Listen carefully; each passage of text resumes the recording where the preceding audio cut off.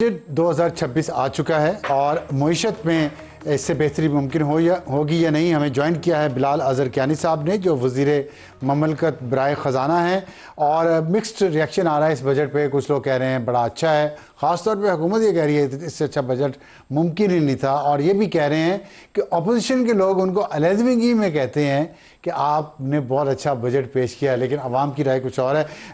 बिलाल साहब ये बताइएगा कि आप तो ज़ाहिर यही कहेंगे बजट बहुत अच्छा आपने पेश किया, लेकिन कुछ चीज़ें ऐसी हैं जो आप थोड़ा एक्सप्लेन करेंगे तो लोगों को आम ज़ुबान में, अभी आप ये ना समझिए कि आप मीडिया से बात कर रहे हैं या पार्लियामेंटेरियन से करें, आम आदमी के लिए आप बताएं कि इस बजट में कम क्या हुआ है, ज़्यादा क्या हुआ। उन्होंने तो जो चीज़ें इस्तेमाल करनी हैं डेली की, उसकी कीमतें तो या तो वही हैं या बढ़ गई हैं। जी सर, बिस्मिल्लाहिर्रहमानिर्रहीम। बहुत शुक्रिया अब्सार साहब अपने शो में दावत देने का। देखिए, ये बुनियादी तौर पे अब्सार साहब एक तनख्वाहदार तबके का बजट है, और मैं आपको एक एक का मेजर बताऊंगा। ये हमारे उस बहन भाई बुज़ुर्ग का बजट है जिसके पास वैसे वसाइल नहीं होते कि वो अपना कोई घर बना सके, ये उसका बजट है। ये हमारे सनतकार का बजट है, एक्सपोर्टर का बजट है, ये हमारी IT इंडस्ट्री का बजट है। तो ये और ये हमारी ख़वातीन का बजट है जिसमें हमने पिंक टैक्स की, सेल्स टैक्स एग्जेम्पशन की यकीनी बनाई है। हमारे पॉपुलेशन कंट्रोल के जो चैलेंजेस हैं, कॉन्ट्रासेप्टिव्स के ऊपर जो हमने सेल्स टैक्स एग्जेम्पशन हटाई है, या सेल्स टैक्स एग्जेम्पशन बनाई है, उसको सेल्स टैक्स एग्जेम्प्ट किया है, ये उसका बजट है। तो देखिए, सबसे पहले तो अब्सार साहब, ये वज़ीर आज़म शहबाज शरीफ साहब ने कहा था कि जब भी चादर देखकर पाँव फैलाते हुए मौका मिलेगा। हम आपसे कहते थे कि जी हम बड़ा शुक्रगुजार हैं अवाम के जिसने साथ दिया, और हमने कहा था कि एक स्टेबलाइजेशन के वक्त के बाद जब मुमकिन होगा तो हम रिलीफ देंगे, और ये अवामी बजट है जो वज़ीर आज़म शहबाज शरीफ ने पेश किया।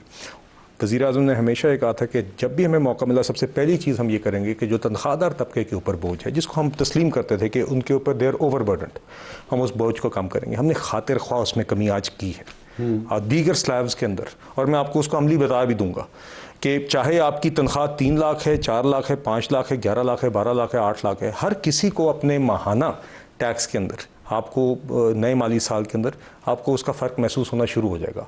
और ये स्लैब्स में रिडक्शन जिसकी, और आपको पता है कि ये स्लैब इस तरह होते हैं, ये आम फहम ज़रूरी है कि जब मैं कहता हूँ कि 22 लाख से 32 लाख सालाना कमाने वाला शख्स जो है उसके स्लैब में 23 से 20% रेट में कमी होगी, 3% कमी हो गई है, और 32 लाख से 41 लाख वाले के रेट में 30% से 25% पे कमी हो गई है, 5% कमी हो गई है। तो कोई अगर 41 लाख कमाता है तो उसको निचले स्लैब का भी असर आता है और ऊपरले स्लैब का भी असर आता है, क्योंकि आपकी जो तनख्वाह है उसके हर स्लैब, आपकी भी जितनी भी तनख्वाह होगी उसका हर स्लैब आपका उस हिसाब से कैलकुलेट होता है।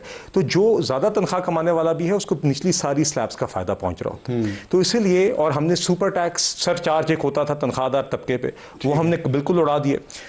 इसी तरह 41 से 56 लाख वाले सालाना तनख्वाहदार तबके के स्लैब के ऊपर हमने 6% रेट कम कर दिया, 35 से 29 कर दिया, और जो 56 से 70 लाख सालाना कमाने वाले हैं उसके रेट को भी हमने 35 से 32% कर दिया, और सुपर टैक्स या सरचार्ज अलहदा है इसके जो हमने किया है। तो तनख्वाहदार तबके को एक बोझ में वाज़े कमी महसूस होगी, पहली बात ये होगी। ठीक है सर।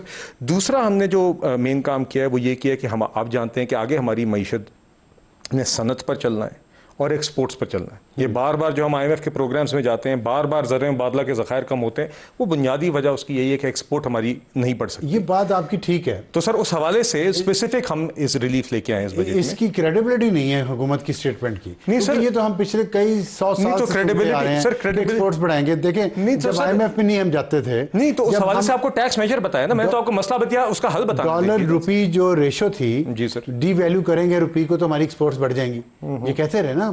हमने कितना डी वैल्यू कर दिया है, मतलब 3 गुना डी वैल्यू किया है, इसमें आपको, और फिर भी 32 से 34 अरब गई हैं, और उसमें से भी 1 अरब ये मेरा ख्याल ऑनलाइन जो कमाते हैं वो है रेमिटेंस, सॉरी एक्सपोर्ट्स। तो क्या है क्या? जी यही बताने जा रहा हूँ, बिल्कुल आप दुरुस्त। एक तो डिवैल्यूएशन एक अलग मौजूद है, उस पर हम किसी दिन बात करेंगे। नहीं, वो कहते हैं जी एक्सपोर्ट्स बढ़ जाती है। नहीं, डिवैल्यूएशन कहा जाता है ना, बुनियादी उसकी जो एक, अब्सार साहब ये भी है ना कि डिवैल्यूएशन आपकी किस तरीके से हुई, कितनी देर के लिए हुई, क्या आहिस्ता आहिस्ता हुई, क्या आपने अचानक एक झटके में की, वो एक अलग बहस है, वो किसी और दिन हम कर सकते हैं। क्योंकि हमें ये देखना होगा कि जो आपकी फॉरेन एक्सचेंज जो करेंसी होती है आपकी, वो आपकी इंपोर्ट की भी कीमत है और आपके एक्सपोर्ट की भी कीमत है। ठीक है, ठीक है ना जी। तो हमें उसको दोनों तनाजुर में देखना चाहिए। मगर अभी तो मैं बजट के हवाले से आपको बताना चाह रहा हूँ कि पूरा साल हमारा मुशावरती अमल जारी रहा, कारोबारों के साथ, चेंबर्स के साथ प्राइम मिनिस्टर खुद मिलते रहे, और 2-3 जो मेजर इश्यूज उन्होंने बताया जो टैक्स बर्डन जो सबसे ज़्यादा उनकी एक्टिविटी को मुतासर कर रहे हैं, वो एक था कि सुपर टैक्स का बोझ, कारोबारों के ऊपर भी सुपर टैक्स का बोझ था। 15 करोड़ से ज़्यादा जिसकी भी आमदन थी साल की,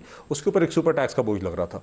तो उसके पहले 6 स्लैब्स का हमने मुकम्मल खात्मा कर दिया। पहले 6 स्लैब्स 15 करोड़ से 50 करोड़ सालाना आमदन वाले कारोबार के ऊपर सुपर टैक्स खत्म हो गया, और जो 50 करोड़ से ऊपर कमाने वाले कारोबार हैं उसके ऊपर सुपर टैक्स को हमने 10% से कम करके 8% कर दिया। ये सुपर टैक्स के बर्डन की कमी एक दरीना मुतालबा था, जिसके नतीजे में अब ये सनतकारों के पास, सनत के पास ज़्यादा वसाइल होंगे कि वो रोज़गार भी फराम कर सकें, मशीनरी लगा सकें। इसी तरह एक्सपोर्टर्स का एक स्पेसिफिक टैक्स था जो एक्सपोर्ट्स पे था, जो कि एक्सपोर्ट्स हमारा मसला है। मजमूई तौर पे जब भी एक्सपोर्ट की रकम पाकिस्तान में आती थी तो 2% टैक्स लगता था, 1% एडवांस इनकम टैक्स की मद में और 1% मिनिमम टैक्स की मद में, 2% फौरन कट जाता था। ये उनकी वर्किंग कैपिटल या आपके लिक्विडिटी को मुतासर करता था। इसको हमने कम करके मजमूई को 2% से 1.25% अच्छा, मैं एक सवाल आपसे पूछना चाह रहा हूँ। आपने अभी जितना भी जिक्र किया सेक्टर्स का कि इंडस्ट्री के लिए है, आईटी के लिए है, तनख्वाहदार तबके की बात की, आईटी का जी है सर, खवातीन के लिए आईटी का भी नहीं सर, और जो हमारे वो बहन भाई जो घर नहीं बनाना अफोर्ड कर सकते, उनके लिए 71 अरब रुपए की अलग एलोकेशन है, जहां पे वो 1 करोड़ तक का कर्जा ले सकते हैं 5% के फिक्स्ड टैक्स फिक्स्ड रेट पे 10 सालों के लिए। ठीक है, लेकिन आज इसमें आपने एक सेक्टर का जिक्र नहीं किया जो पाकिस्तान का बहुत बड़ा सेक्टर है और आपको उसका याद भी नहीं है शायद। नहीं सर, इससे आप प्रायोरिटी जो है हुकूमत की नजर आ रही है। ज़राअत का आपने जिक्र किया। नहीं सर, आप मैं एक एक करके, अब आप इतना बड़ा सेक्टर भूल गए तो आप मुझे फिर पूछ दो। नहीं भूला नहीं हूँ नहीं, मैं आप कथा कलामी कर रहे हैं, फिर आप याद है मुझे पूरी प्रेस कॉन्फ्रेंस करनी है, मैं सारा बताऊँ। ज़राअत का बताएं। ज़राअत में मैं आपको बताता हूँ। ज़राअत में हमने एक तो हमने एग्रीकल्चर की फाइनेंसिंग की, इसमें एक एलोकेशन रखी है। वज़ीर आज़म साहब ने हमें खसूसी ये हिदायत दी है कि जो आपके 88 अरब रुपए की हमारी एक्सपोर्ट फाइनेंसिंग के लिए जो हमने एलोकेशन की, उसका एक हिस्सा मुख्तस किया जाएगा स्पेसिफिकली एग्रीकल्चरल फाइनेंसिंग के लिए, सिर्फ ज़राअत के लिए। ज़राअत में भी वैल्यू है ताकि वो एक्सपोर्ट का हिस्सा बने। इसके अलावा हमने इस साल एग्रीकल्चर की अक्सरियती मशीनरी के ऊपर ड्यूटी पहले ही 0 थी, और जो रह गई है जिसमें हार्वेस्टर भी हैं, जिसमें ट्रैक्टर भी हैं, दीगर हैं, उसकी भी दीगर अशिया की दीगर मशीनरी की जो हमने ड्यूटी है उसको हमने 0 किया है। बाकी आप जानते हैं एग्रीकल्चरल इनकम टैक्स और वो मौजू जो है वो सूबों के, मगर एग्रीकल्चर और आईटी ये 2 शोबे वज़ीर आज़म साहब के स्पेसिफिकली वो कहते हैं कि अगर हमारी एक्सपोर्ट्स में कोई 2 शोबे खातिर ख्वाह ग्रोथ और जंप दिखा सकते हैं, एक्सपोर्ट्स में हमारी किरदार अदा कर सकते हैं, ये 2 सेक्टर्स प्राइम मिनिस्टर साहब ने स्पेसिफिकली हाईलाइट किए हैं। इसी तरह प्राइम मिनिस्टर के जो यूथ स्कीम्स के लिए अलहदा जो फंड्स मुख्तस किए गए हैं उसमें एक हिस्सा एग्रीकल्चर के हवाले से। ये सिर्फ 3 मिसालें मैंने आपको दी हैं। ज़राअत बिल्कुल, और मैं आपको एक और बात बताऊं जी, बजट से 2-3 दिन पहले प्राइम मिनिस्टर ने खुसूसी इजलास 2 घंटे का सिर्फ ज़राअत के ऊपर किया, जिसके ऊपर एग्रीकल्चर की वैल्यू चेन के अक्रॉस लोग, चाहे वो मैकेनाइजेशन से रिलेटेड थे, चाहे वो लाइफ स्टॉक से रिलेटेड थे, चाहे वो आपके फार्मर्स एसोसिएशन थी, 10, 12, 13 नुमाइंदगान अक्रॉस द एग्रीकल्चर सेक्टर बुलाए थे स्पेसिफिकली ताकि हम उनके मुतालबात ले सकें और उनकी तजावीज़ ले सकें। और वो भी आपको आगे एक सिलसिला बियॉन्ड बजट भी ज़राअत के ऊपर in a very organised way private sector के इनपुट के साथ आगे चलता है। अच्छा, ये फरमाइएगा, आपने सूबों से 1700 अरब लिया ना? नहीं जी, तकरीबन जो रकम बजट में भी हमने रिफ्लेक्ट की है वो ग्रांट की सूरत में 1035 अरब रुपए की होगी जी। 1035 जो आपने सूबों से लिया है? नहीं जी, 1035 अरब रुपए इस बजट में। 1035 अरब आपने सूबों से लिया वापस एनएफसी अवार्ड के तहत जो उनको आप दे रहे थे, जिस पे निगोशिएशंस हो रही थी? जी देखिए, ये एक अरेंजमेंट है जो मुल्क की दीगर ज़रूरियात को मद्देनज़र रखते हुए, और हम सूबों के मशकूर हैं। वज़ीर आज़म साहब ने शुक्रिया अदा किया। उसके नतीजे में ये तय हुआ कि सूबों के पास जो रकम जाएगी उसमें से ग्रांट की सूरत में under article 164 of the constitution 1035 अरब रुपए वो वफाक को देंगे, मगर जी नॉट 1700, 1035 अरब रुपए। और देखिए, जो एनएफसी का एक अलग डायलॉग है जिसमें एक मुस्तकिल एक नए एनएफसी अवार्ड की बात है, वो इन पैरेलल अलग चलती रहेगी। अच्छा, ये 1035 अरब जो आपने लिया है, ये आप कौम को बताएंगे कि वफाक इसको कैसे खर्च करेगा? ये देखें, इसमें एक तो आप जानते हैं कि हमारी जो डिफेंस नीड्स हैं, पिछले साल जंग जो हम जीते, और देखिए, और उसमें फील्ड मार्शल आसिम मुनीर और हमारी सारी अफवाज को उसका क्रेडिट जाता है कि जिस तरीके से उन्हें दिलेरी से वो जंग लड़े और वो जंग जीते। आप जानते हैं कि नेशनल सिक्योरिटी इज़ पैरामाउंट, और हमने डिफेंस की एलोकेशन अभी बढ़ाई भी है, मगर हम ये समझते हैं कि इसमें अभी भी हमारा बजट डिफेंस का रिलेटिवली ठीक है, वो कम है। तो एक तो वो है, और आगे और भी चीज़ों पे इनको थोड़ा आप वो करेंगे बाइफरकेट करके कितना कितना किसको गया? नहीं जी, ये तो अभी तो मैंने आपको डिफेंस की जब बात की, या हमारी सिविल आर्म फोर्सेस हैं, और अगर किसी भी जगह पे अगर वो रकम होगी खर्च मिसाल के तौर पे इंफ्रास्ट्रक्चर में किया तो होगा ना कि एक्स्ट्रा रकम आ गई है मेरे पास, देखिए ये बजट आ जाए, मैं एक फ्रिज ले लूंगा, एक टीवी ले लूंगा, एक नई गाड़ी ले लूंगा। आप कुछ तो बताएं ना कौम को कि कैसे खर्च किया। सुबह से आपने पैसा लिया नहीं, एक मैंने आपको डिफेंस में गया है जी, दूसरा कहाँ गया? नहीं देखिए, डिफेंस का बजट एक है अपनी जगह, उसके अलावा हमारी एक इकोनॉमिक इनिशिएटिव्स की मद में हमने एक रकम रखी है, वो भी आपके सामने। इकोनॉमिक इनिशिएटिव क्या? नहीं देखिए, उसमें क्रिटिकल इंफ्रास्ट्रक्चर भी हो सकता है और चीज़ें, मगर ये बिल्कुल सूबों के साथ मशावरत करके हमने की। और इसी तरह ये अब हम सूबों के साथ मिलकर ही बढ़ाएंगे। सिविल आर्म फोर्सेस की हमारी ज़रूरियात थी, उसको हम बढ़ा रहे हैं। ठीक है। FC की हमारी रिक्वायरमेंट्स हैं, उसको हम बढ़ा रहे हैं। डिफेंस की अभी तक हमने तकरीबन कोई पिछले साल 2600 कुछ अरब का बजट था, 3000 लॉ एंड ऑर्डर के लिए आप ये प्राइमरली हमारी जो दिफाई ज़रूरियात हैं उसको ही हम आगे इन्हांस करना चाह रहे हैं। इस पे अगर आप बात करें तो बात यह है कि ज़्यादातर सिचुएशन तो ख़राब है बलूचिस्तान में और खैबर पख्तूनख्वा में, लेकिन पैसा आपने सबसे ज़्यादा पंजाब से लिया है, जिस पे एतराज़ हो रहा है और लोग क्वेश्चन कर रहे हैं कि 700 अरब रुपये पंजाब ने दिया है जी। तकरीबन मेरे ख्याल से 500 से जस्ट अबव 500 होगा जी उनका, जस्ट अबव 500, मतलब वो हाफ एग्जैक्ट नंबर मेरे पास नहीं है जी। तो उसमें ये बताइएगा कि ये पंजाब ही से सबसे ज़्यादा क्यों लिया, जबकि पंजाब में सिचुएशन उतनी ख़राब नहीं है और पंजाब पहले भी अपने हिस्से से ज़्यादा दे चुका है जी। सबसे पहली बात तो ये है कि वज़ीर-ए-आज़म शहबाज शरीफ साहब ने सबसे पहले हमारे कायद नवाज़ शरीफ साहब का और वज़ीर आला मरीम नवाज़ का शुक्रिया अदा किया कि उन्होंने बिल्कुल इस ज़रूरत को मद्देनज़र रखते हुए पंजाब की तरफ से ताउन को यकीनी बनाया। दूसरी बात यह है कि ये जो तकसीम है वसाइल की कि किस सूबे ने कितना दिया, और इसमें हम सब सूबों के मशहूर हैं, वो उसी फार्मूले के तहत दिया जिसमें फार्मूले के तहत अभी सूबों को NFC की रकम जाती है।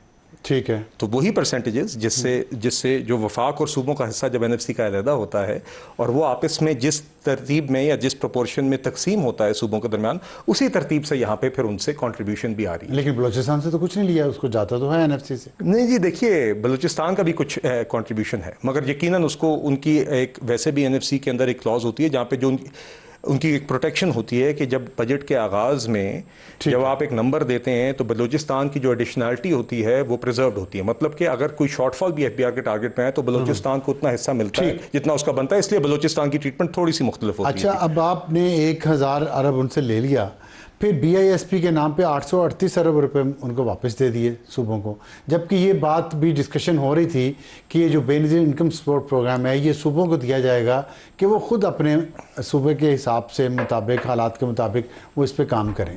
तो इसके अलावा सूबे पैरेलल भी अपना प्लान भी चला रहे हैं, तो आप भी चला रहे हैं, तो ये आपके ख्याल में ये ज़्यादा नहीं है पैसे का? दो स्कीमें अगर चल रही हैं। नहीं देखिए, एक तो मैं ज़्यादा बिल्कुल नहीं कहूँगा क्योंकि इसमें 1 करोड़ से ज़ायद मुस्तहिक़ ख़ानदानों को ख़वातीन के ज़रिए ये रकम, लेकिन इस पर एक दूसरी राय भी तो है ना? नहीं देखिए, दूसरी राय होगी, आपने मुझसे मेरी मांगी है तो मैं आपसे अपनी राय दे रहा हूँ। दूसरी बात यह है कि इस मौजू को वेदर ये वफाकी या सूबे की जिम्मेदारी रहनी चाहिए, ये एक अलहदा बहस है और ये NFC की डिस्कशन का ओवरऑल एक हिस्सा है।